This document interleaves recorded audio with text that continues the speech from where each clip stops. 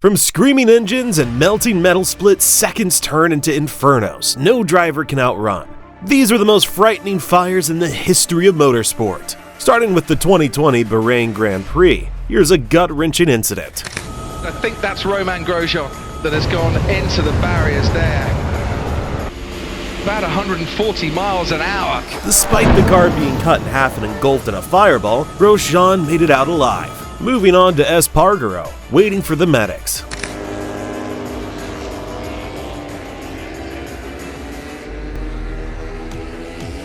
You bet he's feeling the heat. This driver paid attention to fire safety basics.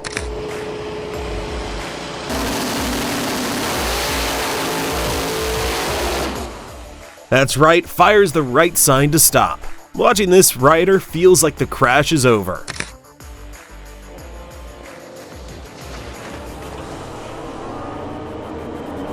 But he's experienced what dinosaurs probably saw before extinction. Is that fire marshals or just a bunch of spectators? The race being stopped, obviously.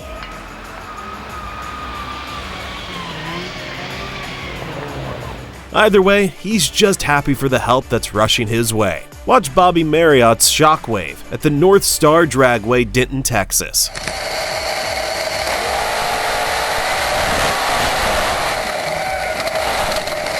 He was reportedly knocked out but made it out okay after a few seconds. Here it seems like the rider himself got the fire under control.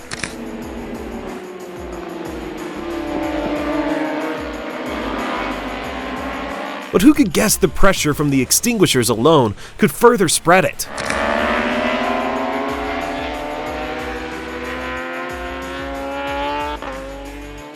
Yup, that bike is toast. Very common in the world of high-stakes motorsports, but check this out. Gonna be 3. Whoa, big fire from Paul Lee.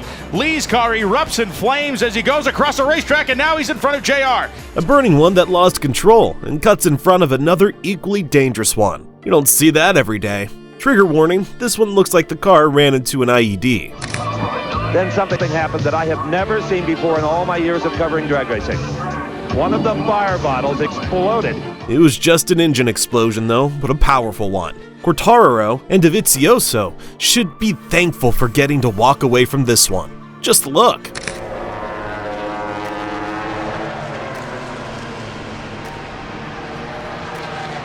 Imagine if one of them was trapped under there. It's hard to believe that this is footage of slowing down. Of course, the chute gives it away. A 460 for Jim Campbell. But for Tim Wilkinson, a win light. Imagine the temperature on those rotors. Now talk about starting a fire. Oh, Hall's going to give it a go. He takes out the 330-foot cone, and John Hall. Everybody hang tight there. No one could figure out who was at fault here in the haze. Moving on, this guy's upper body strength finally paid off.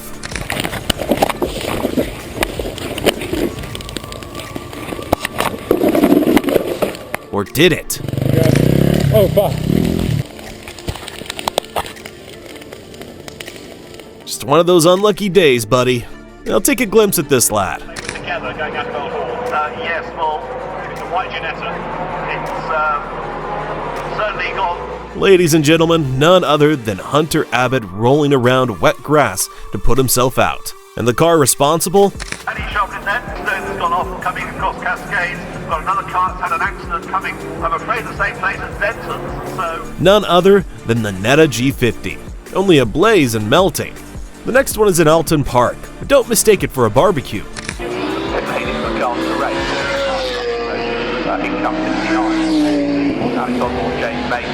They say the paint was heating off the body. The marshal finally arrived. Here's one trying to literally bring the fire to the track.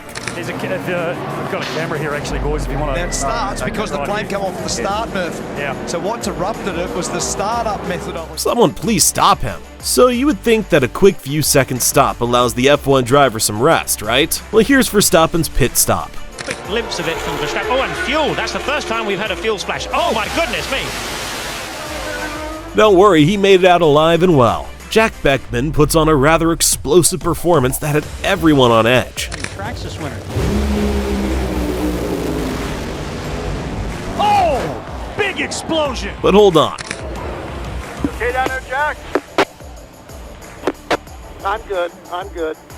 As unbelievable as it may seem, the radio communication was very relieving for everyone listening. Straight from the Texas Motor Speedway, this is Harrison Burton on an average day. Pit road, right where they put fuel in. Drop it down, roll forward. Drop it down, roll forward. Drop it down, roll. Wheel not. Kudos to Burton here. Even the radio team knew he could really handle it. No one of those days when everything goes wrong and you just can get by? The immediate response of the mechanics ensures the flames are put out in seconds. Bruni gets out, he's safe. Yep, and the team almost got in on the action too. Some of the fumes and is struggling for breath. The team have had a lucky escape. Phew. Stanton Barrett can be seen here trying to steer his way to safety. If you spin on one of these straightaways, if you don't get caught in the outside wall, the inside wall will get you. You see here, 15 car has a fire under the hood. Bet things got pretty heated in that cockpit before he made it through. You are not safe from fire even if you're in a Ferrari.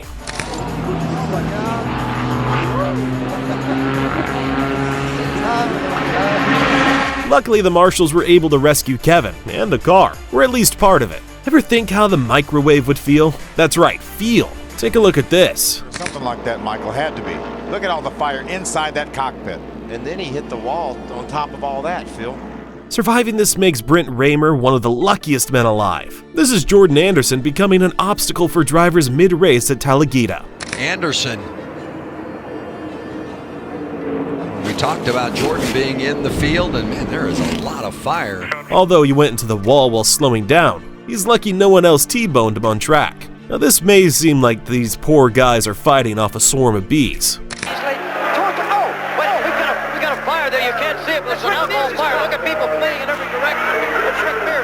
Unfortunately, they were burning in an alcohol fire, which is invisible and all the more difficult to put out. Is this truck trying to demonstrate the famous shock and awe?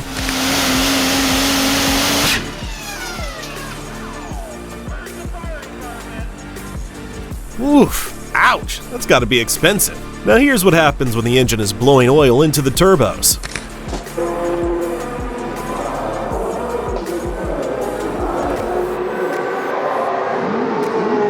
Look how calmly they handled it, and even let the driver back on track. Here's a hot little surprise waiting for the driver under the hood.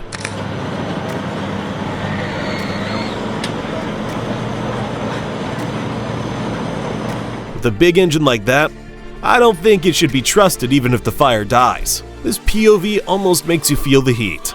And he also makes sure he got his visor down because he had his visor up during the stop. That is probably where he may have gotten some flash burns. Yeah. Well, you could say at least Cannon's fire brought teams together for the rescue effort. There was nothing wrong with Liam Lawson's car except that it was on fire. Lawsonin kaasulle, niin silloin lähtee. Yes. On kyllä tyylikäs tollanen, jos olisi niinku...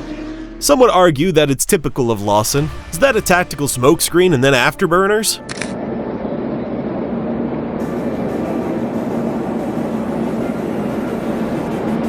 Seems like this driver really wanted to join the armed forces. Now he's fast, but I'm not sure Daniel Suarez is fast enough to light himself on fire on track. Because there was a pretty scary moment in his Coca-Cola Zero Chevrolet. Take a look at this. This is the 99 returning to pit road after his original pit stop. But thankfully this happened right before he entered the pit lane. Which one of these had your heart racing? Let us know in the comments down below.